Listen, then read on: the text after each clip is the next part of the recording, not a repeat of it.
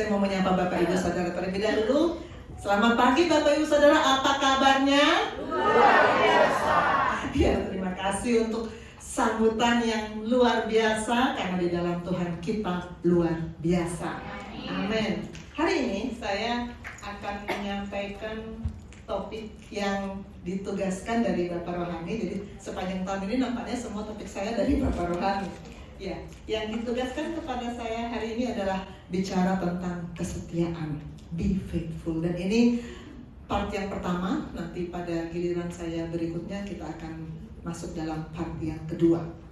Saya belum masuk dalam makanan pokok. Ini baru appetizer. Appetizer pertama asik. Ini semua tentu punya foto seperti ini bersama pasangannya ya. Suami saya sering sekali bilang, aku berjanji akan setia sampai maut memisahkan kita. Asik. Siapa yang sering mendengar rayuan gombal seperti itu? Itu janji akan setia, janji setia. Memang paling sering kita dengar dari pasangan kita kan, aku berjanji akan setia. Saya bilang apa? Sampai sekarang suami saya setia. Tapi tahun depan belum tahu. Harus dibuktikan. Kesetiaan itu harus dibuktikan. Yang sering muncul kata-kata setia kan dari pasangan-pasangan waktu mulai jadian, waktu mulai sampai di hari pernikahan. Itu ini kata-kata gombal. Saya bilang gombal karena setia harus dibuktikan ya. Yang saya baca di internet. Aku mungkin tidak sempurna seperti orang lain, tapi aku punya hati yang akan mampu setia padamu. Siapa yang dirayu seperti ini sama pasangannya?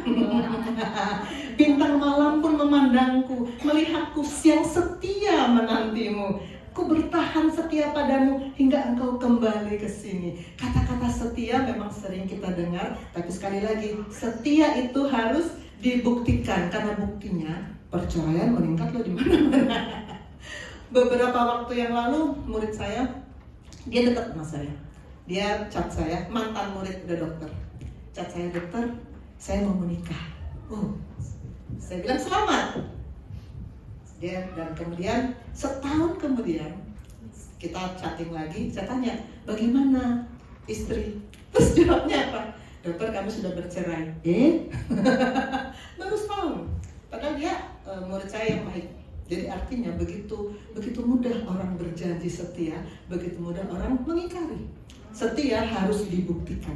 Kalau dia bilang sekarang aku akan setia padamu, bilang buktinya mana? Perlu bukti. Beda dengan cantik. Setia harus dibuktikan. Kalau cantik nggak perlu bukti. Nggak, karena kita lihat langsung kita bilang, oh ini yang hari ini ulang tahun. Bapak Rohani bilang sama saya, Talita itu cantik. Nggak perlu, mana buktinya nggak perlu ya. Ini Bapak Rohani yang ngomong. Tapi kita sudah bahas tentang ini ya. Saya sudah bilang sama Talita, apa jasamu di sorga sampai kau lahir dengan mata bagus, hidung bagus, bibir bagus, tidak cacat. Jasamu apa di surga? Jawabnya apa? Gak ada. Jadi kalau kita dianugerahkan lahir dengan kecantikan, kegantengan, itu sama sekali bukan karena apapun kelebihan kita. Itu semata-mata kasih karunia. Jadi kalau lihat orang cantik, yang kita puji bukan orangnya ya. Kita nggak bodoh sekali kalau kita puji orangnya. Yang kita puji adalah penciptanya. Suami saya waktu muda ganteng. Sekarang aja udah tua, udah peyot. Yang kita puji penciptanya, karena yang menciptakan sama sekali nggak ada andil siapapun untuk menjadi cantik atau ganteng. Ada andil. Kalau rajin, mungkin rajin itu ada andil kita. Orang kalau rajin itu harus memang dari usaha. Jadi kalau kita lihat orang rajin, kita bisa langsung buktikan, oh memang dia rajin. Dalam beberapa jam kita bersama-sama dengan dia nggak ada diamnya, bersihkan ini, beresin ini, ngatur ini, ngatur. Oh itu orang rajin. Rajin nggak perlu dibuktikan lama-lama, kita bisa langsung lihat, oh itu rajin. Kepintaran juga gampang dibuktikan, nggak perlu nunggu lama-lama. Saya dengan murid saya, seharian aja saya bersama-sama dengan mereka, saya langsung bisa menilai, yang ini boleh, yang ini aduh harus berjuang. Untuk pintar, kita bisa langsung lihat dalam beberapa saat saja, nggak perlu waktu lama. Kekayaan juga gampang menilainya. Tokoh yang belum lama ini terkenal ya, nggak usah saya sebut namanya ya, langsung buka di media massa langsung sekian ratus M kekayaannya, tahu langsung kita ya. Kayak gampang dinilai, nggak usah dibuktikan sekian tahun lagi. Tapi setia tidak bisa dikatakan saya setia sampai nanti, dan kita mengatakan saya sudah membuktikan saya setia sampai nanti, nggak bisa. Sampai sekarang ya, tapi sampai nanti kita masih harus buktikan lagi. Setia itu memerlukan bukti, dan buktinya itu seumur hidup. Saya masuk di rumah sakit tempat saya bekerja sekarang tahun 1998. Ketika saya, udah lama banget ya, kok Aspas belum lahir. Ketika saya melamar ke direktur saya ketika itu adalah adiknya mantan presiden Bapak almarhum Gus Dur, guru direktur saya ketika. Jadi bilang gini, pegawai negeri gajinya kecil. Jadi banyak dokter-dokter di sini yang nggak setia, kerjanya di luar. Di sini soalnya penghasilannya kecil. Terus dia bilang sama saya gini, kamu mau berjanji untuk setia? Saya bilang, Bapak, saya lahir dari orang tua yang pas-pasan. Orang tua saya waktu mulai membina keluarga itu bahkan miskin, memang miskin. Karena dari nol, dari daerah yang sangat terpencil, miskin. Tapi bapak saya kerja keras, pelan-pelan Tuhan berkati. Saya bilang saya sudah biasa hidup pas-pasan. Jadi dengan gaji pegawai negeri yang pas-pasan, saya tidak masalah. Karena saya sudah biasa hidup seperti ini. Saya bukan orang yang biasa mewah-mewah. Jadi saya akan setia. Dan kalau sekarang saya tetap masih bekerja di tempat yang sama, sampai sekarang saya membuktikan saya setia. Tapi nanti saya harus buktikan lagi. Saya kalau dihitung-hitung ini sudah 27 tahun ya saya di tempat yang sekarang. Dan saya tetap dipercaya dengan banyak pasien, banyak tugas, banyak tindakan-tindakan. Karena memang saya bukan orang yang gampang pindah lagi. Saya lebih suka setia. Di rumah Tuhan ini, saya sebetulnya masuk di akhir 2014, tapi saya mulai merasa betul-betul blend, betul-betul bergabung dan beraktivitas dari tahun 2015 sampai sekarang. Dan sejak 2015, koas saya nomor 1 itu di Januari 2015. Sekarang kalian nomor 63. Ya betul ya, nomor 63. Dan saya katakan kepada berkali-kali saya katakan ketika saya sharing di sini, saya sampai sekarang saya memastikan saya tidak akan mencari gereja lain. Sebelumnya saya sudah pindah-pindah gereja, pindah sana, pindah sini, tapi sudah saya mengenal rumah Tuhan ini. Saya melihat di sini betul-betul firman yang diajarkan. Dan saya mengatakan firman yang kita dapatkan di sini, saya sering umpamakan makanan. Kalau pasien dikasih makanan TKTP, tinggi kalori, tinggi protein, maka firman yang kita dapat di sini adalah firman yang TKTP, yang betul-betul mendorong kita untuk bertumbuh. Saya sampai sekarang tetap setia di sini.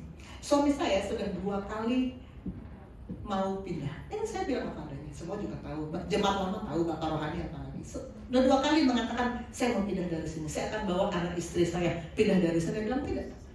Kalau kamu mau pindah silakan, saya tetap di sini. Saya setia karena saya tahu saya sebetulnya bukan fisik gerejanya yang saya setia, tapi firman yang ada di sini. Yang saya betul-betul rasakan, firman itu terus membangun saya.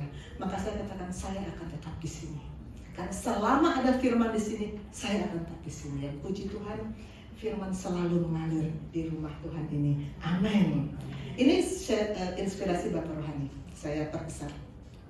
Wahyu 2 ayat 10b. Judulnya, hendaklah engkau setia sampai mati dan aku akan mengaruniakan kepadamu mahkota kehidupan, yang tadi kita baca sebagai nas pembimbing. Judul sharing ini, bukan yang pernah taat, tapi yang setia. Orang bisa bilang, saya dulu pernah, waktu di IPD Koja pernah melayani pasien, pernah, tapi sekarang sih nggak lagi. Itu bukan setia namanya, itu bukan setia. Kesetiaan tidak terjadi 1, 2, 3 atau 1000 kali. Tapi kesetiaan adalah sederetan ketaatan yang dihidupi secara terus-menerus di sepanjang hidup kita di bumi. Jadi yang namanya setia itu memang seumur hidup. Bukan cuma pernah, tapi selalu sampai akhir. Ketaatan dan kesetiaan itu selalu bersifat sekarang. Kalau sekarang nggak setia, namanya nggak setia.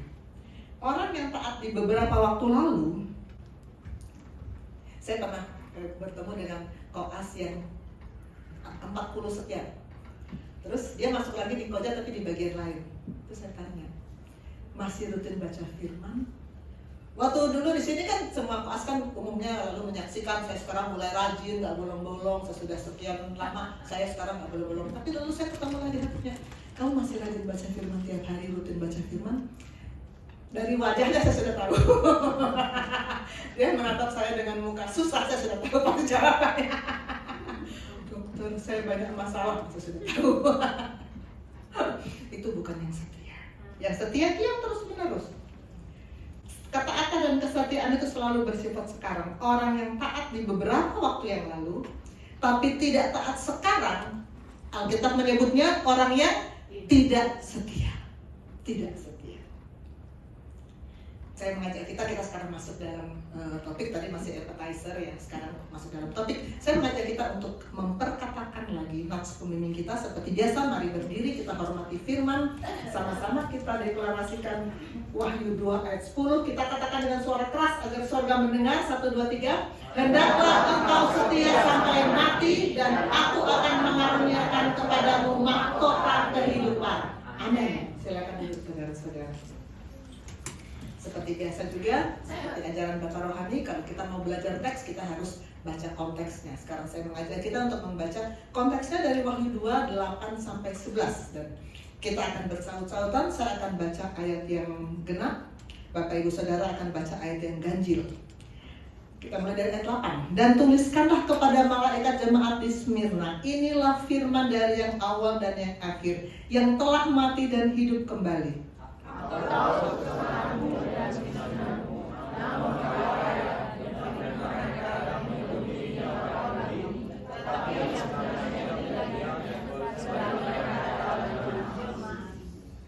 Jangan takut terhadap apa yang harus engkau derita. Sesungguhnya iblis akan melemparkan beberapa orang dari antaramu ke dalam penjara, supaya kamu dicobai dan kamu akan beroleh kesusahan selama 10 hari. Hendaklah engkau setia sampai mati, dan aku akan mengaruniakan kepadamu mahkota kehidupan.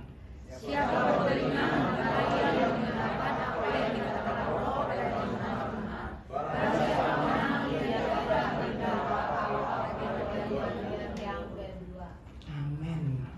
Kita mulai dari what. Hari ini kita hanya di what saja, karena ini akan ada yang kedua, why dan how nanti di yang kedua. What ini masih inspirasi Bapak Rohani. Setia itu seumur hidup. Kesetiaan adalah perwujudan dari sifat dasar Kristus yang hidup dalam hidup orang percaya. Memang sifat dasar Kristus itu setia. Saya buka ringkasan AI. Sifat-sifat dasar dari Allah. Ini kecil ya, saya baca saja. Sifat-sifat dasar dari Allah, pertama kekal. Ya, dia kekal. Kedua, dia kudus. Ketiga, dia baik dan penuh kasih karunia. Keempat, dia setia. Ini sifat dasar Allah. Kelima dan seterusnya, dia adil, maha kuasa, maha hadir, maha tahu. Ini semua sifat dasar Allah. Setia adalah sifat dasar Allah, karena itu dia memang setia. Dan dia mau kita setia. Kita akan pelajari satu demi satu dari ayat dalam perikop yang tadi kita baca. Ayat 8. Dan tuliskanlah kepada malaikat jemaat di Smyrna, inilah firman dari yang awal dan yang akhir, yang telah mati dan hidup kembali. Waktu ini sudah berkali-kali sih saya baca. Menurut saya Wahyu termasuk kitab yang sulit. Menurut saya kan, apalagi saya awam ya, sulit. Tapi Wahyu yang Wahyu 2 ini saya sudah berkali-kali baca. Yang belakang-belakang yang makin sulit menurut saya. Jadi kita sama-sama pelajari Wahyu 2, 8-11. Ketika saya baca, tuliskanlah kepada malaikat jemaat di Smyrna. Mula-mula saya pikir gini, oh ini ditujukan pada malaikat jemaat kan, bukan untuk kita. Ditujukan kepada malaikat. Tapi kemudian tuh saya baca lagi, saya buka lagi pernyataan-pernyataan tokoh-tokoh tentang Wahyu ini. Malaikat jemaat di Smyrna yang dimaksud dalam kitab Wahyu adalah pendeta atau pemimpin rohani gereja tersebut. Jadi kalau kita baca Wahyu 2 dan 3 itu semua surat-surat kepada 7 jemaat itu yang diilhamkan kepada Yohanes murid Yesus untuk dikirimkan kepada 7 jemaat itu, semua ditujukan pada malaikat jemaat. Tapi sebetulnya yang dimaksud dengan malaikat jemaat adalah pemimpin rohani jemaat itu. Dan ini ditujukan kepada jemaat Smyrna. Smyrna, pemimpin rohaninya namanya Polikarpus. Polikarpus ini murid dari Rasul Yohanes, yang menulis Wahyu itu Rasul Yohanes, muridnya Polikarpus, dan dia merupakan seorang uskup di Smyrna dan kemudian mati syahid. Mati syahid. Agak ngeri ya kita kalau mendengar kata-kata mati syahid, tapi ya di masa itu memang murid-murid orang-orang percaya memang menderita aniaya betul. Karena ketika Tuhan Yesus naik ke surga, lalu murid-murid berkumpul di Yerusalem, lalu datang turun Roh Kudus, lalu mereka menyaksikan nama Yesus, memang mereka lalu dikejar-kejar. Makanya kemudian ada yang tersebar kemana-mana. Makanya sampai sekarang kita bisa mendengar Injil karena akhirnya murid-murid tersebar. Paulus ke Asia Kecil dan lahirlah 7 jemaat, salah satunya Smyrna itu. Pernah seorang murid dalam pelayanan pribadi bilang gini sama saya, mungkin saya pernah ceritakan. Dia bilang gini, dokter, Tuhan itu nyuruh kita pikul salib, banyak orang Kristen mati syahid. Kok mau ya orang ikut Tuhan pikul salib mati syahid lagi? Kok mau? Memang dalam Lukas 9 ayat 23 Tuhan Yesus berkata, setiap orang yang mau mengikut aku, ia harus menyangkal dirinya, memikul salibnya setiap hari mengikut aku. Memang kita harus memikul salib. Itu perintah Yesus, memang. Jadi wajar kalau ada orang yang mengerti sepotong-sepotong, nggak mengerti sepenuhnya. Sepotong-sepotong bilang gini, kalau gitu ngapain ikut Yesus, disuruh pikul salib kan nggak enak. Lalu saya bilang gini, apakah pikul salib itu menderita? Kita disuruh pikul salib ya, tapi apakah pikul salib itu menderita? Nanti kita akan lihat jawabnya. Di akhir Maret tahun ini, saya sharing tentang kekayaan kasih karunia Allah, Riches of God Grace, dalam 3 seri. Di awal semester pertama tahun ini, 3 seri sharing saya tentang Riches of God Grace, dan pada seri yang kedua saya bicara tentang, ini slide saya dari di seri yang kedua. Slide saya ini saya tunjukkan ke murid saya. Kalau ada 2 pilihan, ini saya pernah tanyakan kalau nggak salah. Kalau hanya ada 2 pilihan, masuk surga tapi hidupnya di dunia susah, dibandingkan dengan masuk neraka tapi di dunia hidupnya kaya raya senang-senang, pilih yang mana? Saya tanya ke murid saya itu. Terus dia dengan lirih bilang gini, ya kalau pilihannya cuma itu sih ya mau nggak mau sih pilih yang masuk surga, dokter. Mau biar di dunia menderita juga nggak apa-apa asal masuk surga gitu ya. Masih ada warasnya ternyata. Masih pakai akal sehat ternyata. Kalau hanya itu pilihannya. Tapi puji Tuhan, ada yang namanya the riches of God grace. Ada yang namanya kekayaan kasih karunia Allah. Kita tidak menderita loh di dunia ini. Kita hidup di dunia ini dengan kelimpahan. Yohanes 10 ayat 10b, aku datang supaya mereka mempunyai hidup dan hidup dalam kelimpahan. Dan nanti di kekekalan bersama Allah di sorga. Jadi kita menikmati, kita dijanjikan dan kita menikmati the riches of God grace. Jadi kalau Tuhan suruh pikul salib, betul. Tadi di Lukas kita baca, Tuhan Yesus berkata harus pikul salib, betul. Tapi apakah pikul salib itu menderita? Apakah pikul salib itu sengsara? Paulus berkata di Galatia 2 ayat 19, aku telah disalibkan dengan Kristus. Orang yang pikul salib adalah orang yang akan disalib. Jadi itu adalah hukuman terberat di masa itu, memang sadis ya. Hukuman terberat di masa itu. Orang yang mau disalibkan karena memang tentu karena memang dia harus dihukum menurut pemerintah saat itu. Dia harus pikul dulu salibnya supaya orang lihat ini yang dinyatakan bersalah oleh negara, lalu dia disalib dan mati di situ. Nah, Paulus bilang di Galatia 2 ayat 19, aku telah disalibkan dengan Kristus. Aku telah disalibkan dengan Kristus. Apakah Paulus mengatakan lalu aku binasa?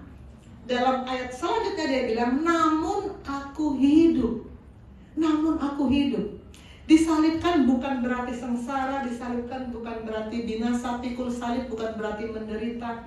Karena ada paradok yang juga pernah saya tayangkan. Dalam Matius 10:39 dikatakan, barang siapa mempertahankan nyawanya, ia akan kehilangan nyawanya. Barang siapa kehilangan nyawanya karena aku, ia akan memperolehnya. Ini firman gak main-main. Kalau kita bilang, saya orang percaya sama yang ini. Bukan percaya, jadi kita sudah sering bicara definisi percaya ya. Kata Yakobus bilang, kalau kamu hanya percaya bahwa Allah ada, setan juga sama percaya, bahkan setan gemetar gitu ya. Kita harus percaya paradoks seperti ini. Percaya berarti kita percaya kalau kita mempertahankan nyawa kita, kita akan kehilangan. Kalau kita kehilangan nyawa kita, kita akan memperolehnya. Maka pikul salib bukan berarti sengsara, bukan berarti binasa. Tuhan Yesus bilang, aku datang, tadi Yohanes 10 ayat 10b yang sudah saya singgung, aku datang supaya mereka mempunyai hidup dan mempunyainya dalam segala kelimpahan. Artinya, kalau ada kemiskinan, kalau ada bodoh, kalau ada sakit penyakit, kalau ada kesepian dan unsur-unsur alam maut lainnya, itu bukan dari surga, itu bukan dari Allah, itu bukan dari Yesus, itu dari alam maut, dari pemimpin kerajaan yang bertanduk berekor itu, dari situ. Kalau yang Tuhan janjikan adalah kelimpahan, kelimpahan. Maka kalau dikatakan tadi kita baca Polikarpus mati syahid, jemaat di kala itu memang menderita aniaya. Kita harus percaya bahwa firman berkata, Matius 10 ayat 29-30 berkata, pikulah kuk yang kupasang dan belajarlah padaku, karena aku lemah lembut dan rendah hati, dan jiwamu akan mendapat ketenangan. Sebab kuk yang kupasang itu enak dan bebanku pun ringan. Dari segi pandangan dunia, aduh menderita jadi murid Tuhan. Tuhan bilang apa?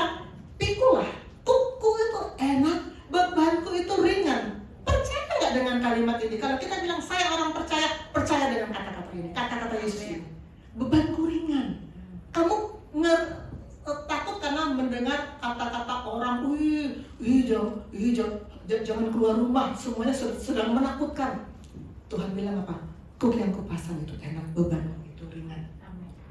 Di awal 33 Masehi, sesudah Tuhan Yesus naik ke surga, dia kan berjanji akan kirim Roh Kudus ya. Dan itu terjadi kira-kira kalau saya baca sekitar 33 Masehi, ketika Petrus sudah khotbah, Roh Kudus turun ya. Ketika itu lahirlah jemaat yang pertama. Dan kemudian seperti tadi sudah saya ceritakan bahwa kemudian mereka karena tersebar-sebar karena penganiayaan, termasuk Paulus ke Asia Kecil, maka di Asia Kecil lahirlah 7 jemaat yang terkenal saat itu. Asia Kecil tempat 7 jemaat itu sekarang negaranya namanya Turki sekarang. Di kira-kira 95 Masehi datanglah wahyu kepada Yohanes, dan di Wahyu pasal 2 dan 3 itu ada evaluasi. 7 jemaat yang mula-mula itu dievaluasi dalam Wahyu 2 dan 3 itu. Sama dengan kalian, murid-murid saya, kalian akan 10 minggu dengan saya, sekarang baru 1 minggu ya. Masih ada 9 minggu lagi dengan saya. Nanti di akhir kepanitraan kalian, saya akan beri evaluasi. Saya akan bilang, yang pantas dapat A si ini, namanya jangan disebut dulu ya. Yang pantas dapat B si ini. Karena sudah saya lihat selama 10 minggu. Begitu juga jemaat Tuhan ini. Tuhan lihat kehidupan, Tuhan lihat kehidupan kita. Jemaat Tuhan akan selalu Tuhan kasih evaluasi, Tuhan kasih nilai. Bukan hanya murid yang dikasih nilai dalam kepanitraan, pelajaran, kegiatan belajar mengajar. Kita pun, kita mengaku murid Yesus, kita dievaluasi. Ketika datang evaluasi untuk 7 jemaat ini, ada ini saya nggak akan bacakan Wahyu 2 dan 3 untuk masing-masing perikop jemaat masing-masing, baca sendiri di rumah karena kita nggak ada waktu. Efesus dibilang loveless church, Smyrna dibilang persecuted church, Pergamus dibilang compromising church. Panjang lebarnya nanti baca sendiri ya. Tiatira dibilang corrupt church, Sardis dibilang dead church, Philadelphia dibilang faithful church, Laodikia dibilang lukewarm church. Masing-masing ada yang dipuji, ada yang dicela. Ya, karena memang penilaian begitu. Murid-murid ada yang dapat A, ada yang dapat D. Nah itu sesuai dengan apa yang dia lakukan selama dalam pendidikan. Smyrna yang kita sedang bicarakan ini adalah kata Google, satu-satunya kota yang dari 7 ini yang masih ada sampai sekarang, tapi namanya sekarang bukan lagi Smyrna tapi Izmir. Ini sekedar nice to know aja. Ini dari Bapak Rohani, setia itu seumur hidup. Makanya dikatakan hendaklah engkau setia saya mati.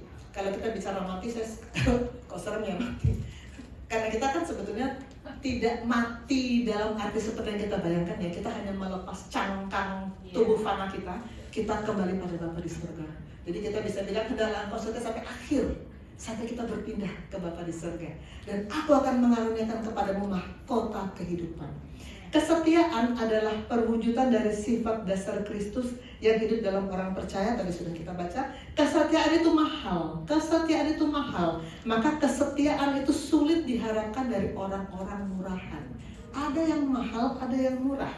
Kalau kita lihat barang, ada barang yang berharga, ada barang yang murahan.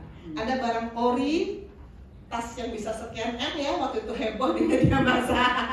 Tapi ada yang KW, tas yang modelnya sama, tapi ternyata harganya ya murah.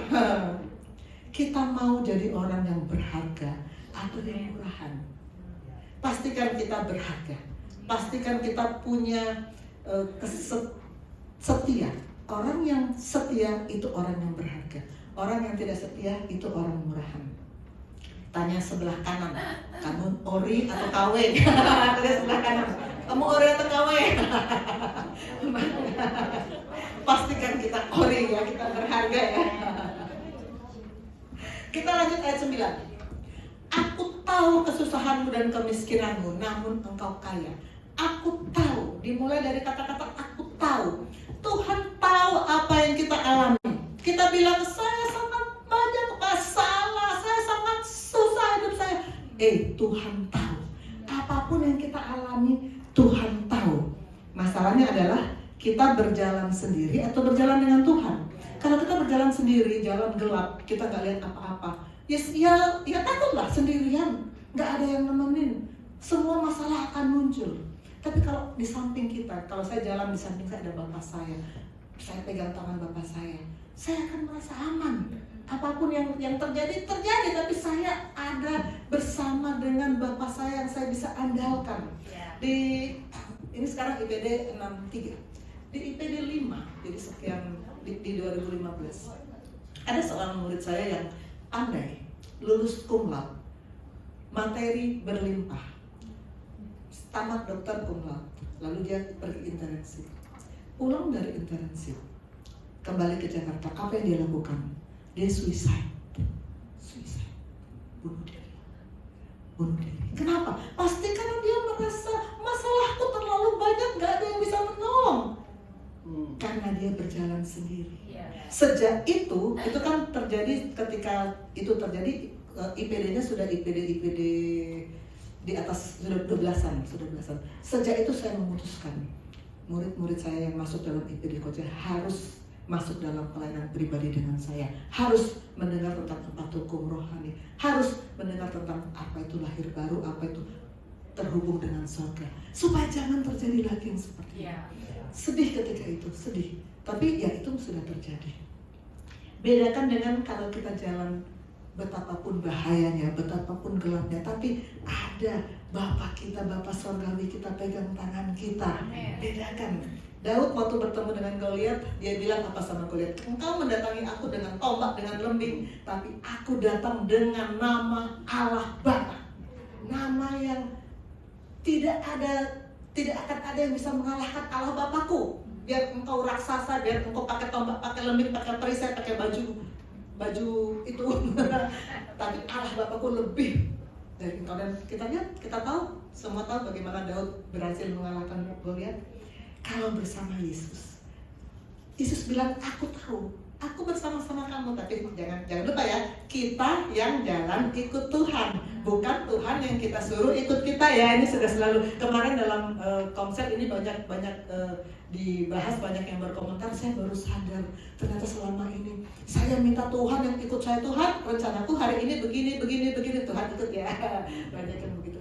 Kita harus mulai dengan bertuhan, rencanamu apa? Saya mau lakukan. Tuhan perintahmu apa? Saya mau lakukan. Kita yang ikut Tuhan, maka dia bilang, aku tahu apapun yang kau alami, aku tahu. Kalau Tuhan tahu, beres. Dia pasti akan memberi jalan keluar kepada kita. Aku tahu kesusahanmu dan kemiskinanmu, namun engkau kaya. Ini miskin dan kaya sebetulnya kan relatif ya. Miskin ada yang lebih miskin, kaya ada yang lebih kaya. Kita melihat kaya dan miskin, kita merasa aku miskin atau kaya. Dulu saya miskin, bapak saya dulu betul-betul miskin, betul-betul. Kami tinggal di rumah yang alasnya tanah, temboknya dari anyaman bambu yang itu gedek ya. Kalau orang Jawa dulu saya di Malang, orang bilang gedek, nggak tahu bahasa Indonesianya apa. Sangat-sangat miskin. Saya tahu bagaimana hidup, saya sudah merasakan bagaimana hidup yang betul-betul miskin. Tapi Tuhan bilang apa? Aku tahu kemiskinanmu, namun engkau kaya. Miskin atau kaya sebetulnya tergantung dari sudut pandang. Kita memandangnya dari mana? Sudut pandang. Saya di Maret tahun ini sharing tentang The Riches of God's Grace part yang pertama. Ketika itu saya mengambil nats dari Efesus 1 ayat 3-8 yang berjudul Kekayaan Orang-orang Terpilih. Itu judulnya. Dan ayat 3, dimulai dari ayat 3 berkata begini, terpujilah Allah yang telah mengaruniakan kepada kita segala berkat rohani di surga. Allah sudah menyediakan loh segala berkat rohani di surga. Lalu mungkin ada yang sinis bilang begini, yang disediakan berkat rohani, yang saya butuhkan berkat jasmani, saya masih kurang ini, kurang itu, kurang ini, kurang itu. Ada teori yang namanya teori Maslow ya. Jadi tahun 1400-an dia memberikan teori bahwa ada piramida kebutuhan. Kebutuhan primer atau paling dasar adalah sandang, pangan, papan. Orang dipenuhi dulu, ini pemikiran dunia, ini sudut pandang dunia. Orang mau dipenuhi dulu sandang, pangan, papan, baru mau mencari safety, baru mau mencari love, baru mau mencari aktualisasi diri. Yang primer dulu, sandang, pangan, bukan berkat rohani di surga yang saya paling butuhkan sekarang. Yang saya butuhkan sekarang uang. Orang banyak yang begitu ya. Itu sudut pandang dunia. Sudut pandang surga apa? Carilah dahulu kerajaan Allah dan kebenarannya, maka semuanya akan ditambahkan kepadamu. Matius 6 ayat 33, ini juga sudah pernah saya sharingkan 3 seri. Priority 1, 2, 3. 3 seri saya sharingkan ini untuk kita betul-betul memastikan bahwa kita cari dahulu kerajaan Allah. Kerajaan Allah itu mana Daniela? Masih hafal kerajaan Allah? Di mana ayatnya? Matius 5 ayat Matius pasal 5 sampai 7. Matius pasal 5, pasal 6, pasal 7 itu Tuhan Yesus berkhotbah di atas bukit tentang kerajaan Allah. Dan ini salah satu modul dari Pastorio. Murid-murid saya nanti kita akan masuk dalam permodulan dengan Pastorio. Banyak hal baru yang nanti kalian akan terima dari permodulan ini. Kebenarannya, apa itu kebenarannya? Kita semua sudah hafal Yohanes 17 ayat 17. Sama-sama kita ucapkan ya. Kuduskanlah mereka dalam kebenaran, firman-Mu adalah kebenaran. Jadi kebenaran itu firman. Kalau kita cari firman, semuanya akan ditambahkan.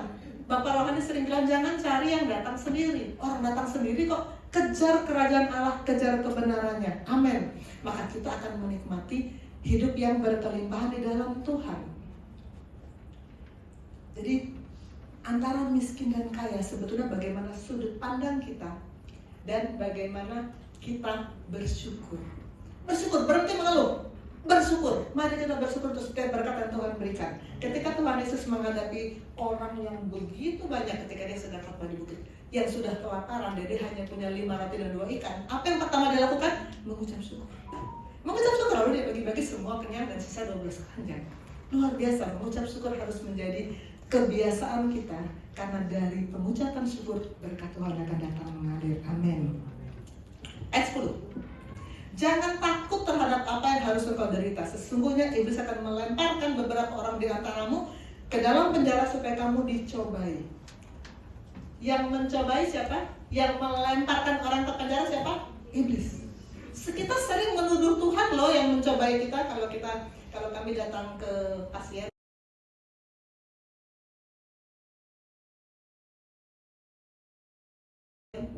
kalau sering bilang, Bapak Tuhan kasih penyakit ini supaya Bapak lebih banyak berdoa. Tuhan nggak kasih penyakit ya.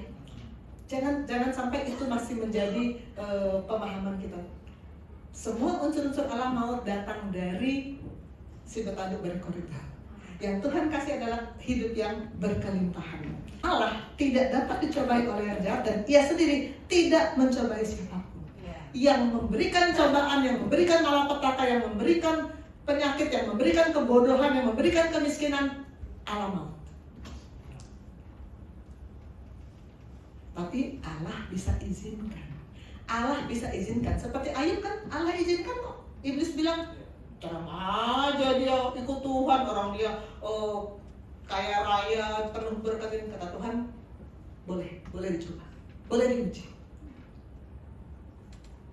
Yusuf ketika dia di penjara, apakah dia menderita? Tadi baru di doa persiapan tadi Pastor Felix bicara tentang Yusuf.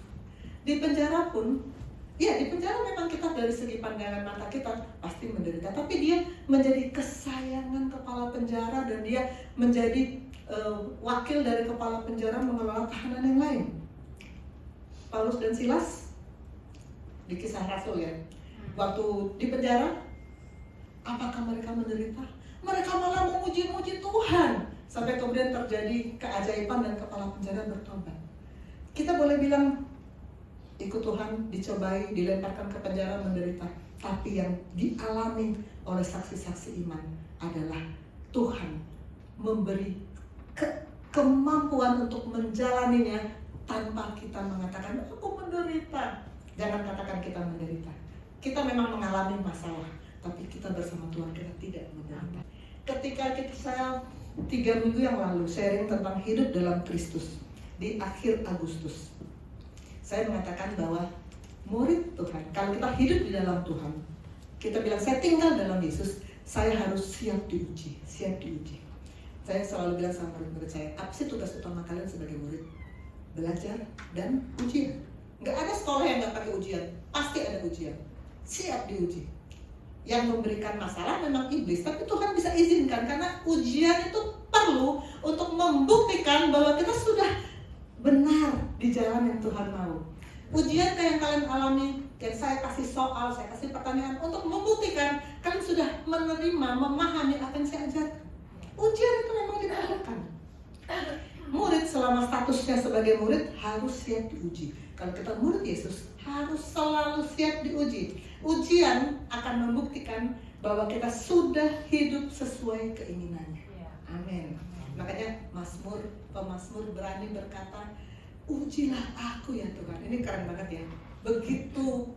Begitu tulusnya dia bilang, Tuhan ujilah aku, cobalah aku, selidiki hatinku dan batinku. Saya berkali-kali bilang dulu sebelum saya jadi posisi di gereja ini, waktu saya masih pindah-pindah gereja atau rumah-rumah, saya mana berani ucapkan ini. Mana berani, saya tahu hidup saya kayak apa ngaconya.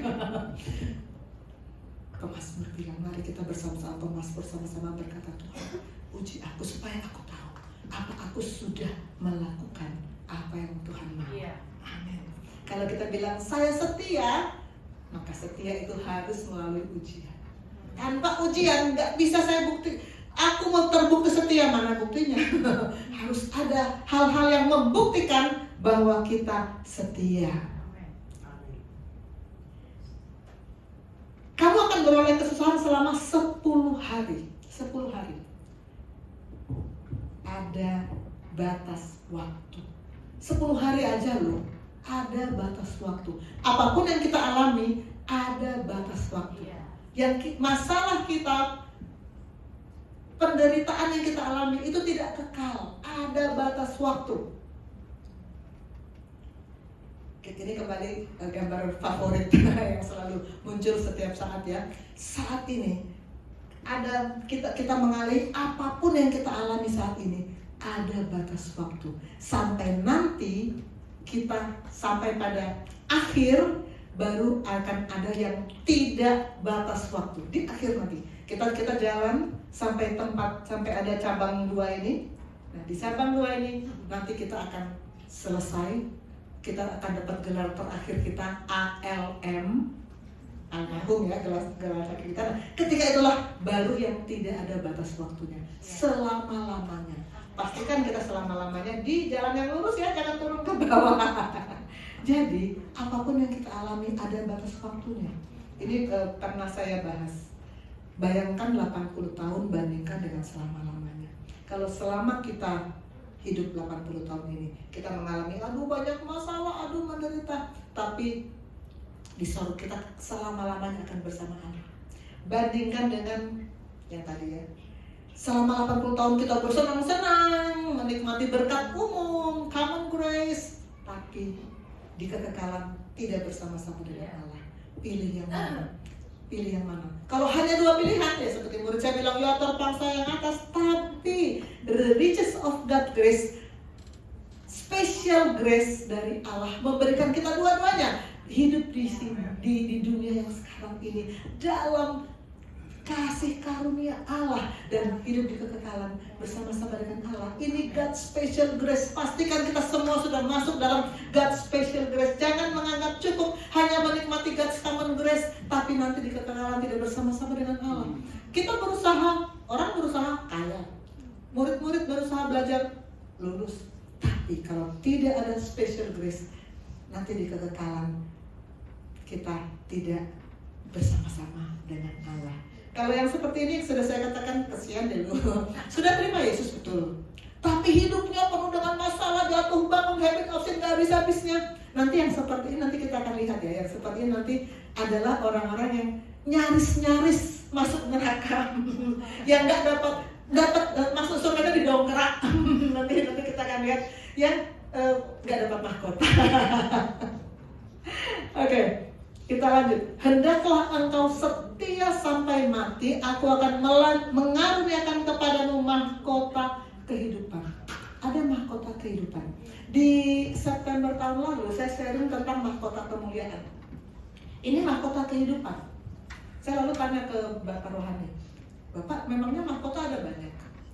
Iya. Apakah ada yang nggak dapat mahkota? Ada. Ternyata nggak semua dapat mahkota. Saya baca ada beberapa versi tulisan, tapi yang saya banyak dapat ada 5 mahkota yang disediakan nanti di kekekalan. Mahkota kehidupan, mahkota sukacita, mahkota kebenaran, mahkota kemuliaan, dan mahkota yang tidak dapat binasa. Kita lihat dengan cepat satu demi satu. Mahkota kehidupan diberikan kepada orang yang setia dan bertekun dalam mengalami pencobaan dan penderitaan bahkan sampai mati. Itu mahkota kehidupan. Mahkota sukacita dianugerahkan kepada mereka yang berhasil memenangkan jiwa dan membawa orang lain kepada Tuhan melalui kesaksian. Maka jangan segan bersaksi ya. Memenangkan jiwa, membawa orang lain kepada Tuhan, ada mahkotanya loh.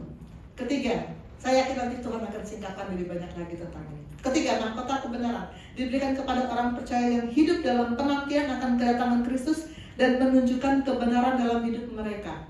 Keempat, mahkota kemuliaan. Ini yang sudah saya sharingkan di September kemarin. Kalau ada jemaat yang ketika itu belum sempat hadir, di YouTube saya bisa dibuka tentang mahkota kemuliaan, crown of glory. Dan kelima, mahkota yang tidak dapat binasa. Ini juga saya yakin pada saatnya Tuhan akan singkapkan untuk kita semua. Ada pemberian mahkota nanti di kekekalan. Tapi ada nggak yang nggak dapat mahkota? Ada. Bapak Rohani memberikan 1 Korintus 3 ayat 12-15. Tenggorokan saya kering. Nova, baca. Ambil. Baca ayat 12, nanti sesudah Nova, siapa tuh, Feli ya? Ayat 13 di sebelah Feli. Ini Patricia ya? Istri kamu siapa? Iya benar. Patricia ayat yang selanjutnya ya. Oke, dari Nova. Korintus 3, 12-15. Entahkan orang membangun di atas dasar ini dengan emas, perak, batu permata, kayu, rumput kering, atau jerami. Sekali kelak pekerjaan masing-masing orang akan nampak. karena hari Tuhan akan menyatakannya, sebab ia akan nampak dengan api dan bagaimana pekerjaan masing-masing orang akan diuji oleh api itu. Jika pekerjaan yang dibangun seseorang tahan uji, ia akan mendapat upah.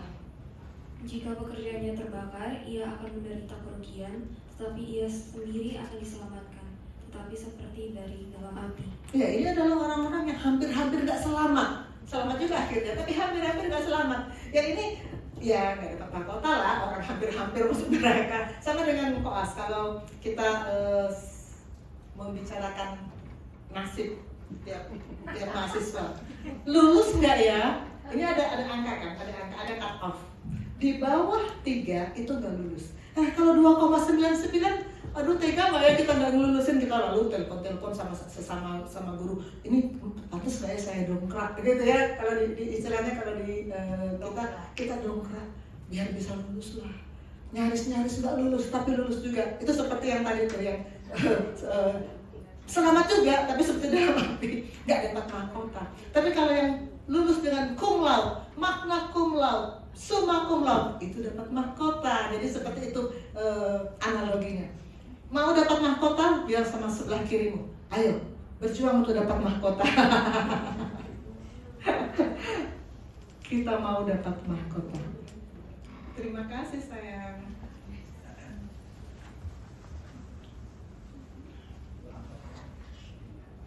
Ya, Wahyu 2 ayat 10 tadi kita sudah baca.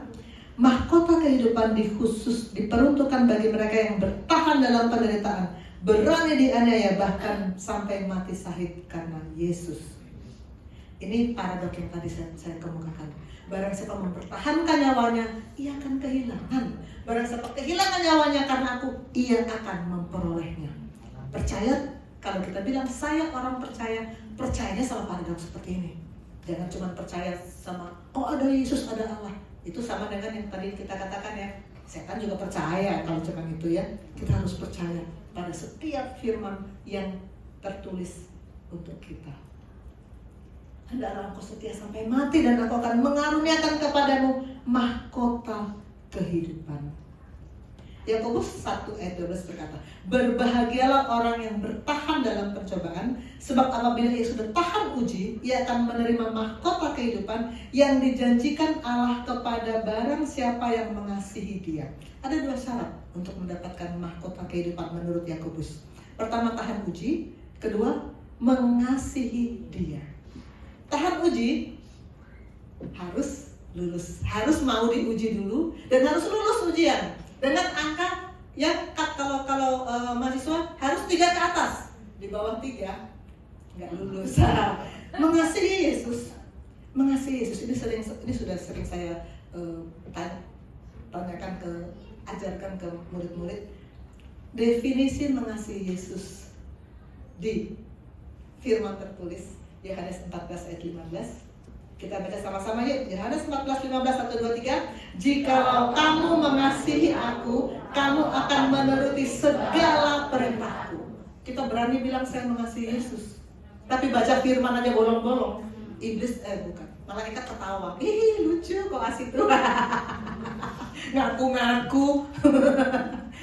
Baca firman aja bolong-bolong. Pastikan kita mengasihi Yesus menuruti definisi yang sorga tulis di dalam firman tertulis. Ayat 11, barang siapa bertelinga hendaklah ia mendengarkan apa yang dikatakan Roh kepada jemaat-jemaat. Barang siapa menang, ia tidak akan menderita apa-apa oleh kematian yang kedua. Menang ini artinya ya bisa masuk ke kekekalan bersama-sama dengan Bapa. Kalau untuk kriteria murid bisa menembus batas lulus. Kalau dia IPK 3 ke atas bisa lulus, menang. Begitu juga di surga ada penilaian. Ini bisa dibilang menang atau tidak. Kalau dia menang, dia tidak menderita apa-apa oleh kematian kedua. Apa sih kematian kedua?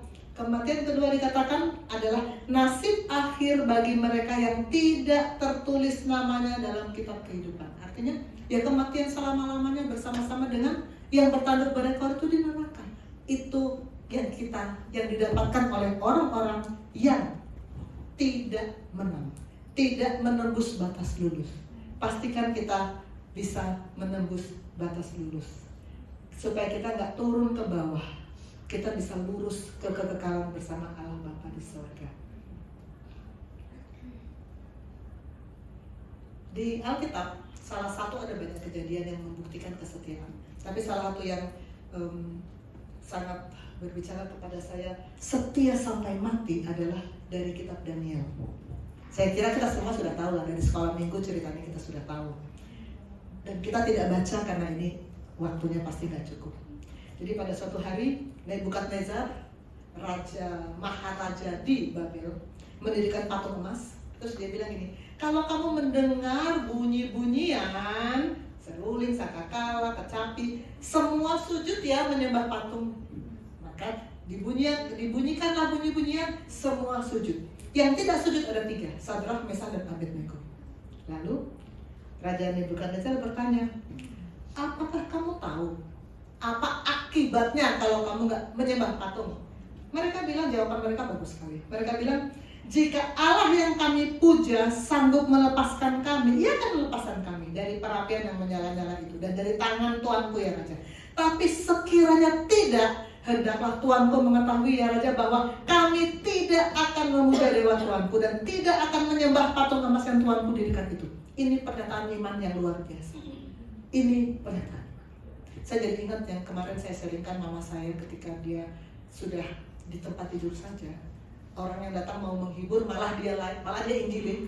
Dia bilang, kalau Tuhan mau sembuhkan saya, dia pasti bisa sembuhkan. Pasti bisa. Tapi kalau Tuhan memang mengizinkan saya akan dipanggil sekarang, saya tetap tidak akan berubah kasih setia saya sama Tuhan. Saya tetap mencintai dia. Dia tetap Allah saya yang maha kuasa dalam hidup saya. Kita harus bisa mengatakan itu. Kita harus punya iman seperti ini. Inilah setia sampai mati. Kalau Tuhan mau lepaskan, pasti bisa. Tapi kalaupun dia izinkan sampai akhir saya mengalami ini, saya tetap tidak akan mengubah kasih setia saya kepada dia. Dia tetap Allah saya. Ini kata-kata yang bagus sekali dari Sadrak, Mesakh, Abednego. Maka mereka pun mengalami konsekuensinya. Mereka diangkut, dimasukkan ke perapian yang menyala-nyala, sampai orang yang melempar mereka ikut mati terbakar katanya. Lalu apakah mereka menderita? Apakah pikul salib menderita? Apakah disalibkan sengsara? Apa yang terjadi? Nebukadnezar tiba-tiba kaget melihat 4 orang berjalan-jalan dengan bebas di situ. Lalu mereka disuruh keluar. Lalu Nebukadnezar berkata, terpujilah Allahnya Sadrak, Mesakh, Abednego. Ia telah mengutus malaikatnya melepaskan hamba-hambanya. Yang terjadi adalah dia memuji Allah. Ini saya skip saja sampai ayat 30. 2-3 minggu yang lalu saya sharing tentang buah. Definisi buah, kriteria buah. Pertama, aktivitas digerakkan oleh firman. Kalau aktivitas kita dimulai dari firman, maka dan hasilnya kemuliaan Allah, itu buah. Apakah yang terjadi, yang dilakukan Sadrak, Mesakh, dan Abednego memenuhi kriteria? Kita lihat dalam Daniel 6, ini diceritakan bagaimana mereka selalu punya hidup yang menyembah Tuhan, memuji Tuhan 3 kali sehari, selalu berlutut menyembah Tuhan. Maka kalau menyembah Tuhan, apa yang kita kerjakan adalah buah. Diakui oleh surga, itu buah. Dan apakah hasilnya kemuliaan Allah? Kita lihat apa kata Nebukadnezar, terpujilah Allahnya Sadrak, Mesakh, Abednego. Maka ini adalah buah dari kehidupan kita yang berkenan kepada surga. Karena dimulai dari firman dan menghasilkan kemuliaan Allah. Amin. Mari kita terus hidup berbuah. Ini melanjutkan dari yang 3 minggu yang lalu kita bicara tentang buah. Terus kita hidup setia untuk menghasilkan buah dalam kehidupan kita. Karena firman berkata, hendaklah engkau setia sampai akhir. Aku akan mengaruniakan kepadamu mahkota kehidupan. Buktikan bahwa kita setia. Buktikan. Saya mau sedikit sharing tentang apa yang terjadi di tanggal 31 kemarin. Di tanggal 31 kemarin semua kita tahu apa yang kita alami. Kita sempat mengalami hari Jumatnya. Suami saya menelpon Pastor Jerry. Pastor Jerry lagi pelayanannya di tempat lain. Suami saya menelpon Pastor Jerry. Pastor, dia memberikan fakta-fakta. Berdasarkan fakta-fakta ini, hari Minggu kita online saja. Tapi Pastor Jerry dengan bijak bilang, saya akan bicarakan dengan tim gembala. Sabtu malamnya Bapak Rohadi telepon saya. Minggu tetap ibadah. Siap Bapak? Kamu siap Bapak? Hari Minggu kita kesini dan saya sangat terharu melihat Cici kembaran saya, PDP Susanti, tetap hadir loh. Tetap hadir. Saya undang maju, PDP Susanti saya undang maju. Ini karena saya melihat bukti dari kesetiaan. Asik. Masuk TV. Bukti dari kesetiaan. Yang kan kesetiaan harus dibuktikan. Kalau tidak dibuktikan, kita nggak bisa bilang saya setia. Ini saya turunkan supaya kembaran saya masuk TV. Ya, bagaimana Cici Susan waktu melihat kenyataan situasi kayak begini, sedangkan harus ke gereja, harus jadi WL hari Minggu, bagaimana pergumulan imannya, coba diceritakan. Sebenarnya Sabtu malam pun saya dapat telepon gitu kan, bahwa ada informasi, ya sama lah tadi, ada fakta-fakta yang terjadi di lapangan bahwa mungkin akan begini, jadi harus hati-hati, lebih baik tidak keluar rumah kayak gitu. Terus malam ini juga Pastor Jerry itu sempat bilang, Susan kalau susah putusin untuk online, nggak apa-apa, nanti kita bisa improvisasi lah gitu ya. Cuma ya yaudah aku doain dulu deh gitu. Aku bilang aku belum mau putusin dulu. Sebenarnya dalam hati udah apa online aja ya. Terus tapi kalau aku bilang aku mau online aja, hatinya nggak damai sejahtera malam itu gitu sebenarnya. Dan aku pikir aku tuh orangnya nggak bisa kalau aku dikasih tugas pelayanan terus aku nggak datang tuh nggak bisa gitu. Dalam hatiku tuh aku memang udah aku mau melakukan aku harus memenuhi tanggung jawab pelayanan yang sudah Tuhan percayakan gitu. Terus bangun pagi hari Minggu itu aku yang pertama di kepala adalah Tuhan, aku kan yang mau datang ya. Itu langsung bangun tuh langsung ini pikiran itu gitu. Terus biasanya memang sebelum aku renungan pagi selalu ada penyembahan dulu kan. Dan pagi itu lagu yang muncul di hatiku adalah Tuhan yang besar gitu. Jadi aku menyanyikan pujian itu, terus aku baca firman dan aku semakin digerakkan untuk aku datang. Dan ya aku pikir ya seperti yang Papi juga pernah bilang, kalau kita take care kepentingannya Tuhan pasti take care kepentingannya kita gitu. Jadi kalau aku juga datang ke rumah Tuhan tujuan udah jelas nih memang aku mau melayani, masa Tuhan gak pimpin gitu. Aku pikir ya gitu, kalau aku bergerak dengan Roh Tuhan, aku percaya Tuhan pimpin sih aku sampai di sini gitu dengan selamat dan bisa pulang juga selamat. Biasa beri kemuliaan untuk Tuhan. Ya, saya pada tanggal 3 PDP Susanti boleh kembali ke tempat. Pada tanggal 31 itu saya juga menghadapi pergumulan yang sama, dan bahkan murid-murid saya juga cuma 3 orang yang datang ya, cuma 3 orang yang berani datang karena dilarang oleh orang tua. Pasti ada banyak pertimbangan. Memang itu ujian. Jadi saya bersukacita waktu tanggal 31 saya memang dapat tugas sharing dan saya melihat tetap masih ada yang mau datang. Saya sudah membayangkan jangan-jangan cuma 5 yang datang ini. Tapi tetap masih banyak yang mau datang, luar biasa. Saya katakan yang datang ini lulus ujian luar biasa. Kalau kita terus setia, terus menerus setia, bukan cuma sekali itu, tapi terus menerus setia, Tuhan menjanjikan kita mendapatkan mahkota kehidupan. Saya undang Talita yang hari ini ulang tahun. Ini satu lagu, saya rasa belum pernah dinyanyikan di sini, tapi saya rasa kita tahu lagunya. Ada, mohon pastor kesayangan saya nanti mengirimnya. Saya ubah sedikit baris yang ketiga. Sebetulnya aslinya lewati lembah air mata, tapi saya ganti. Kenapa? Kita mengiring Tuhan tidak melewati lembah air mata. Kita mengiringi Tuhan dengan sukacita dan ada kekuatan yang Tuhan berikan. Jadi jangan katakan saya mengiringi Tuhan dengan lembah air mata, tidak. Lewati jalan yang tak mudah, saya ganti begitu. Memang jalan kita nggak mudah, tapi kita bersama-sama dengan Tuhan. Oke, silakan Talita boleh menyanyikan lagu ini, Mahkota Kehidupan.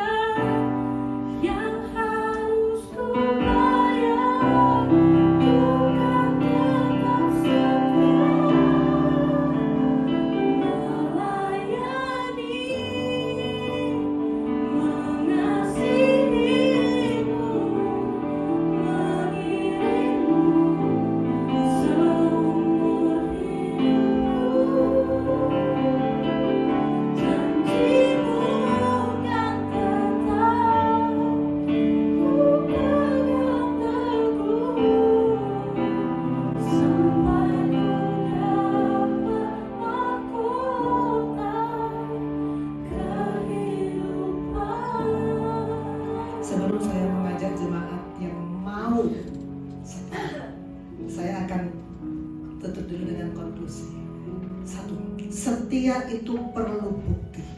2, setia itu seumur hidup. Dan 3, setia itu upahnya mahkota kehidupan. Mari jemaat Tuhan yang mau setia, mari bangkit berdiri. Kita sama-sama menyanyikan lagu ini. Setia, mahkota kehidupan menanti kita.